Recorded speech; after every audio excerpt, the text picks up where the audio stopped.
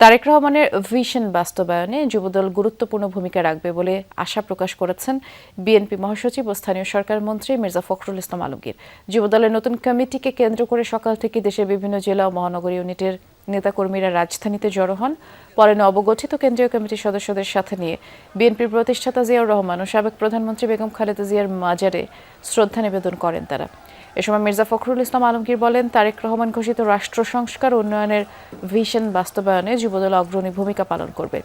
তিনি নতুন কমিটির নেতাদের ঐক্যবদ্ধভাবে কাজ করার আহ্বান জানান।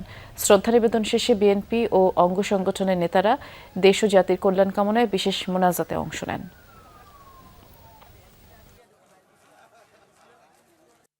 প্রধানমন্ত্রী জনাব তারেক রহমানের নতুন বাংলাদেশ, সবার আগে বাংলাদেশ গড়ে তুলবার যে লক্ষ্য, যে ভিশন, সেটাকে বাস্তবায়িত করার লক্ষ্যে যুবদল একটা অত্যন্ত ইতিবাচক ভূমিকা পালন করতে পারবে বলে আমি বিশ্বাস করি।